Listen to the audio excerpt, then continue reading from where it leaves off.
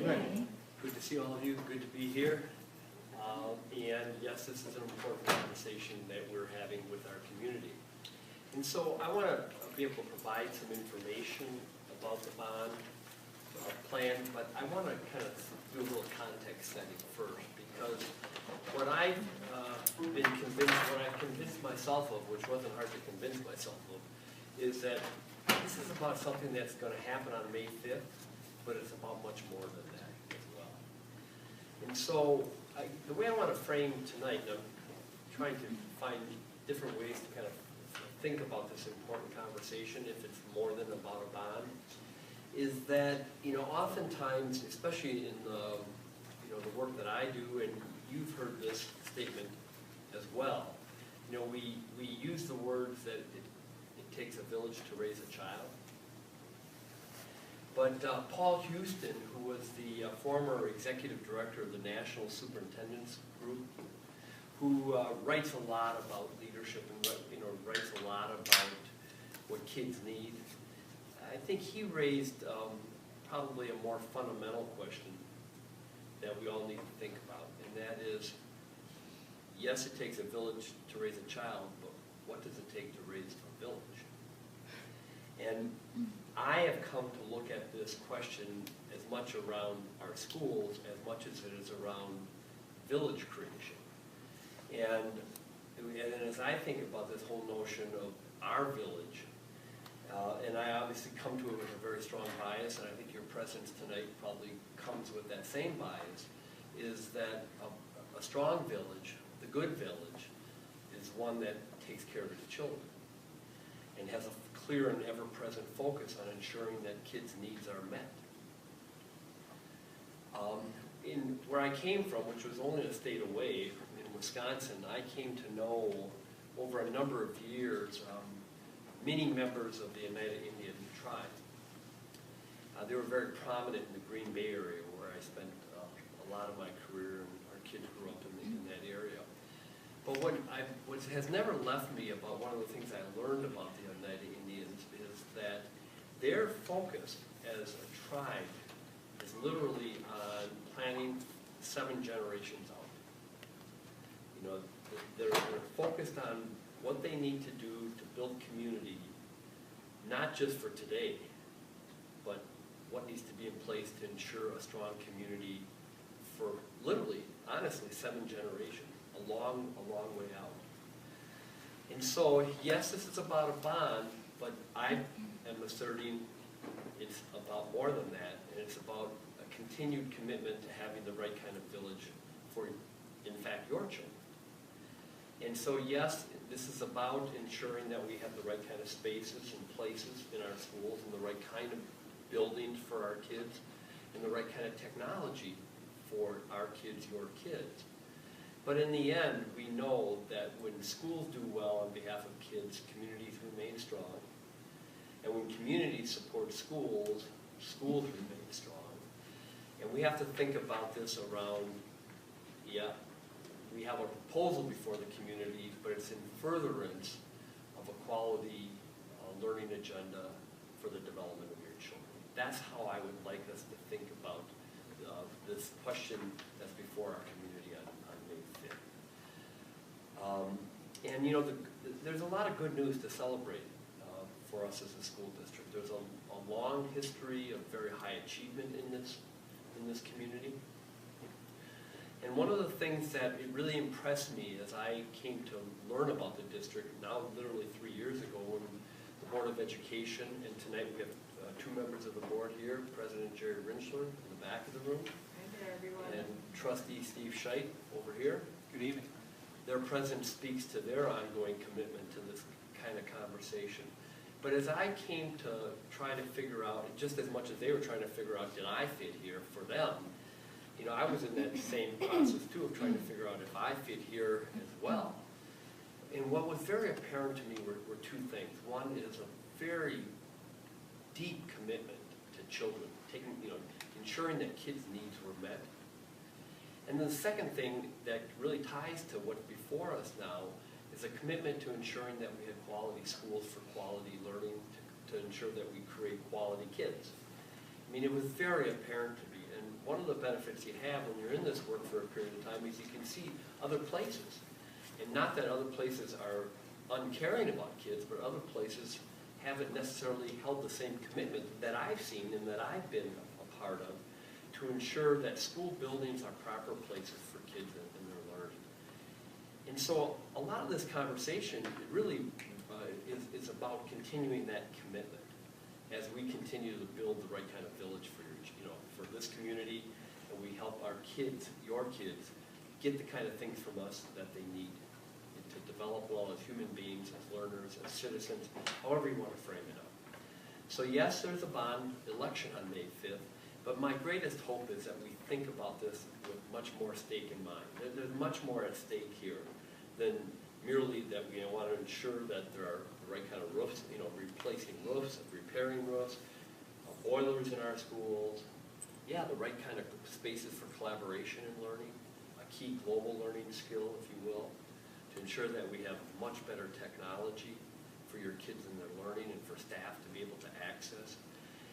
So that's what this conversation about, and maybe we're thinking about maybe the next half generation out, or maybe the next generation out, as we compare ourselves to how the United Tribe of Indians think about this 7 generations out. But you can never stop having a conversation about making sure that things are right for kids in the community.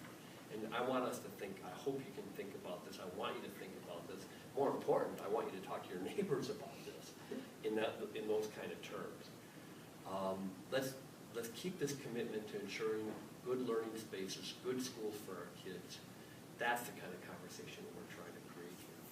So with that kind of context in mind, we've been sharing about a 5-minute video, maybe some of you have seen it already, that describes what this bond is about.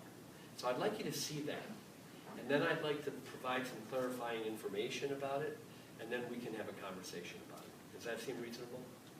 All right, so Mbika, thanks much for taking care of that today.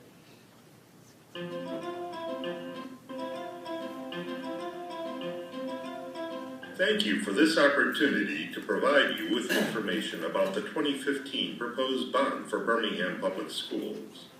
The proposed bond provides numerous upgrades that focus on building and site, safety and security, instructional, and technology. Although a needs assessment identified many areas needing upgrades, this bond is limited to $66 million. It's important to note that this is a zero increase to the current debt millage rate. This plan was developed with much research, assessments, and thoughtful dialogue. From May to August of 2014, the district defined all program activities. The Bond Steering Committee met with building leaders to define needs and develop priorities.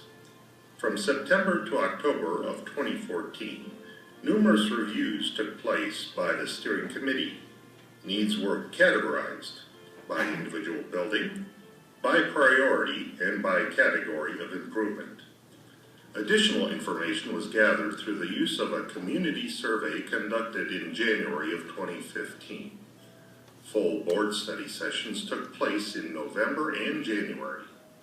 Additional meetings took place on December 18th and January 6th. At the February 3rd, 2015 Board of Education meeting, a resolution was presented and approved. Building and site upgrades include roofing work, upgrades to doors, windows, and flooring, along with heating, cooling, and electrical work. Necessary site work is also part of the plan. Enhanced safety and security at every facility is another of the key components to the bond proposal. The installation of ADA ramps, fire alarm, and public address upgrades are included. Also part of the safety and security upgrades will be the creation of a vestibule area. These areas will redirect visitors into the main office. Global teaching and learning requires certain classroom dynamics, collaborative teaching and learning spaces, replacement of furniture in some areas, improvements to our high school performing arts, instructional, and support spaces, and upgrades to our science, technology, engineering, and math classrooms all enable our students and staff to enhance the learning experience. Many district technologies are nearing or having exceeded their useful life. Examples include the replacement of classroom teaching and learning tools, such as interactive whiteboards and projectors, desktop and laptop computers, mobile devices, and more. To best support our classroom technologies, we must replace and upgrade network systems. Educational technology is a critical component in today's classroom, and we must stay current with tools our students need. The 2015 bond work would include projects at sites throughout the district. For details on the work happening at a building near you, visit their main lobby for flyers or posters related to their specific projects. Bond 2015 is a zero increase to the current millage rate. There will be no change to the millage rate if the bond passes. As you know from current economic news, we are seeing historically low interest rates. Just as a homeowner may choose to refinance a home at this time, the district is able to borrow at record low rates. Note on this slide that classroom technology is paid off within the first 5 years of the bond. The duration of the bond is 20 years. This proposed bond will preserve our general fund dollars so that they can be reallocated to the classroom. Use of bond dollars is restricted and cannot be used for many items. Budget items that would be excluded from being funded by the bond dollars include staff salaries and other operational expenses. On this slide, you'll see the changes in our foundation grant. Note the amount between 1995 after passage of Proposal A to last year. The difference is slight. The foundation allowance has not kept up with the rate of inflation. Keep in mind these important dates. More information can be found on our website under the Bond 2015 tab. Why is Bond 2015 important? It protects our property values, enhances safety in our buildings, provides students and staff with critical tools and skills, preserves and enhances instructional programs, and last but not least is a zero increase to the current millage rate. Thank you for taking the time to learn more about the proposed bond. Please see the contact information listed here. It's also important that we close with a focus on our core mission. By ensuring educational excellence, we challenge and inspire all learners to positively impact their world.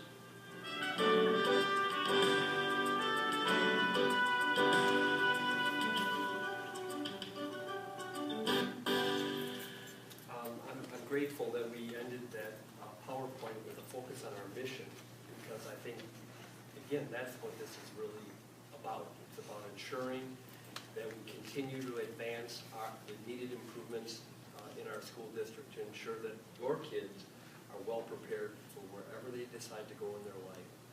And that must be our ongoing commitment. I want to provide a little bit of clarification about some of the things that you saw on the video. A very fair question is, how do you bond for $66 million and not have a tax millage increase? How does that happen? Because we would kind of think, well, that's quite a bit of money, so it must have some kind of impact on taxation. Well, the reality of it is, it has to do with many things that this Board of Education has done preceding years. And it very much is connected to how a purposeful strategy on how debt was structured in the district. So I want you to think about it a couple different ways. One is when you can retire old debt, not like you pay off a kind of something you owe on your home or whatever, that is oftentimes a time where you can think about the possibility of bringing new debt on in kind of a less anxious kind of way. That's in fact part of why we keep this debt millage rate the same. Retiring old debt is retiring, time to consider planning for new debt. Another way to look at it is the board has been very purposeful. In fact, as recent as a couple months ago, committed an additional action to refinance existing debt at lower interest rate. And anytime that that happens, either fortunately or unfortunately, those funds are not directly brought back into the operating budget, they help the taxpayer.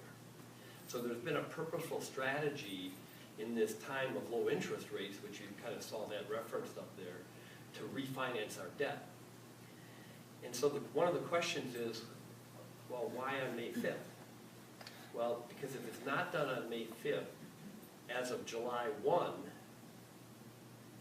your tax bills would have gone down because we wouldn't have this proposal before you.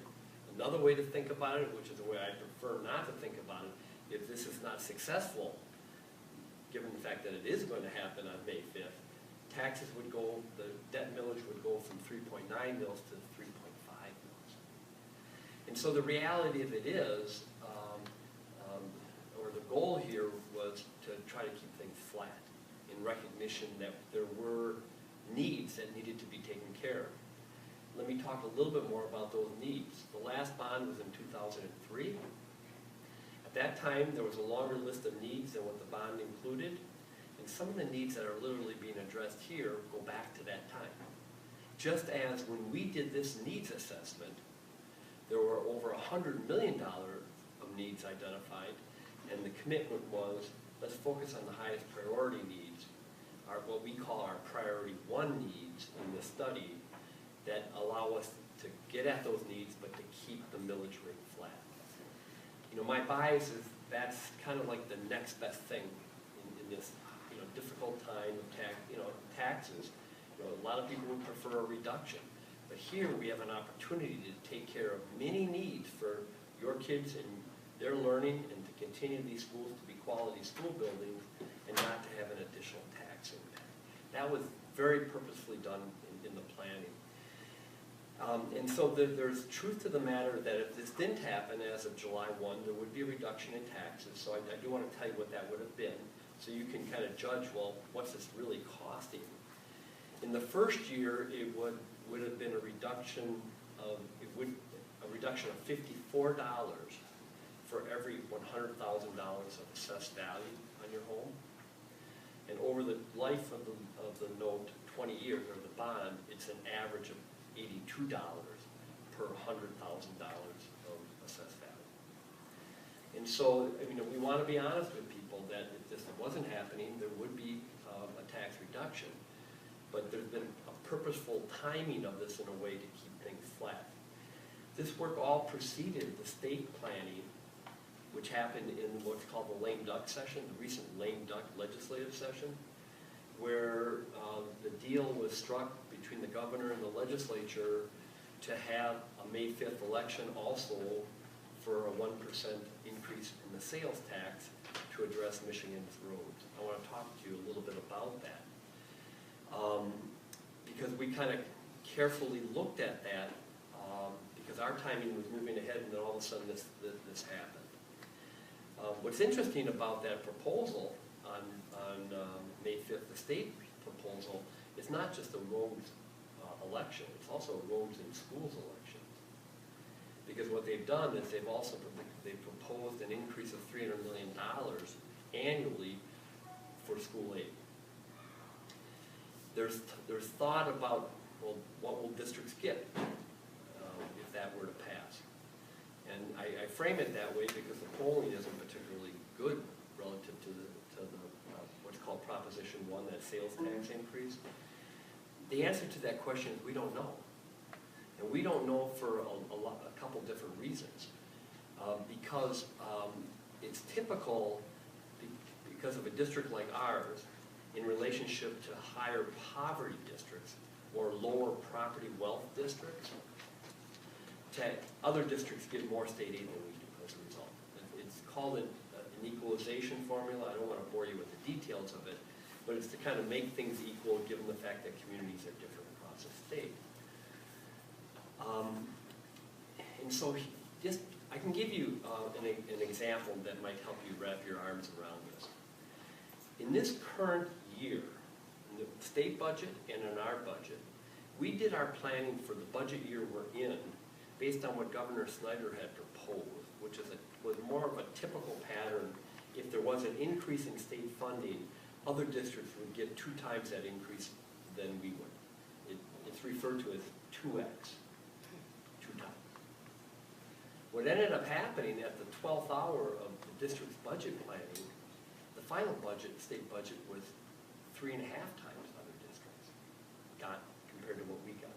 And we had an additional about $2/3 negative impact on our budget this year as a result of that. Don't want to bore you with details, but it's an important example to kind of think in mind. If people are saying that the district's going to get all this money, we don't know. I mean, and it's not likely that we're going to get the same amount of money, given that example. The other thing is, in that grand deal that was made for that state election on May 5th, they have also added community colleges into what's called school funding now. So nobody knows what percent K-12 would get versus community colleges. It's probably enough on that, but to point out to you, there's a lot of uncertainty. And there's no way that, even if that should pass and we had some additional dollars, we don't know if that funds are going to be for buildings, or is it going to be for operating, or are they going to designate it for special programming like at-risk? We just don't know. You can't count on it. In other words, we can't count on that. And then in addition, I guess my main point, and I'll get away from some of these mundane details with this, and that is that the kind of things that we're proposing here, the money is not going to be sufficient to address this, even if they allowed us to address this, to use the money for these kind of things. Because do you remember the slide on here that showed that foundation grant? It showed it flat. The reality of it is Michigan funding for its public schools is not keeping pace with the needs of public schools to educate kids well. I don't know how to say it any other way. And we're not properly investing in children. I believe that's true as a society. It gets mirrored in public school funding, oftentimes. And so, I mean, my thought, if there's any of that additional money, should Proposition 1, it's going to help us a little bit on the program side. But it certainly isn't going to be able to address these kinds of needs that you see here. And you recall that other slide that says our goal here is to preserve whatever we have in that foundation allowance for teaching and learning in classrooms and kids and materials and things like that. So this is not an uncommon strategy for districts to address these kind of facility technology needs through a bond election. Because frankly, it's the only way to do it. I mean, it's really, in practical terms, it's the only way to do it. It's not an easy thing to ask a community to do this, but this district doesn't have a history of asking all the time. I mean, it's not all that frequent that but needs mount. And again, if we're going to continue to do what's right by your kids, these things need to be taken care of. And maybe just a couple last thoughts. If they aren't taken care of, we're going to pass those same costs on to future taxpayers at higher dollar amounts. Because construction costs go up, facility costs go up. I'm not saying it goes up the same percentage every year, where there's always a dramatic increase, but they go up. And so one of the ways to think about this is around that 7 generations. We're being prudent to take care of these needs now, so 7 generations out, if I can continue that metaphor a little bit, that we can look back and say some of the stuff was taken care of along the way. Because when communities don't take care of it along the way, they rarely can find a way to take care of the kind of dollar amount at the end. And this community has been very smart about taking care of it along the way. So my ask is that we continue to think about this around planning for the needs of our kids, ensuring that we can continue to deliver on the right kind of commitments for your kids and their learning. And last, there's a strong relationship between what schools do and community and property values in the community. And the easiest way to think about that is talk to any realtor. When new people are coming in, what are they asking? If they have children, what are they asking questions about? They're asking, maybe you can think about it, maybe that was you. What were you asking questions about? You're asking questions about the quality of the schools. Where are the good schools? And so there's a real tight link between what schools do and how strong communities are, and community support for schools. And I want you to know that we're not taking anything granted on the information sharing side. So if you're an information junkie about this stuff, go to our website, because one of the things I want to assure you is that if you hear any comment that we haven't asked without specificity, you can take people right to the website and you'll see every dollar itemized in the way that we want to spend it.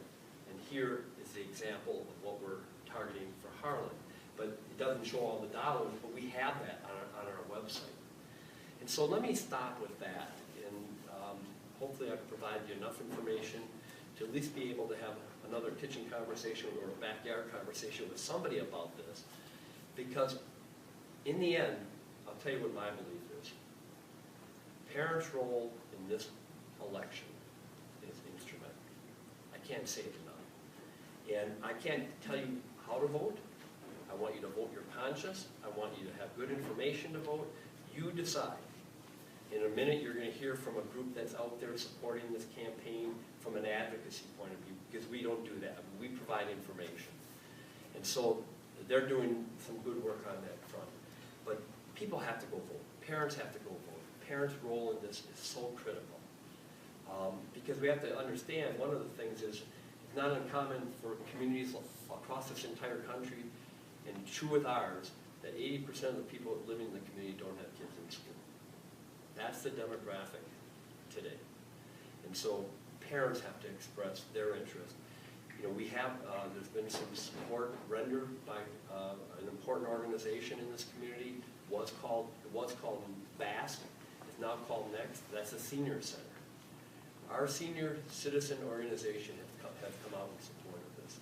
I think that speaks well to that seventh generation, people thinking about planning out for the next generations to come. So let me stop with that and see what you have.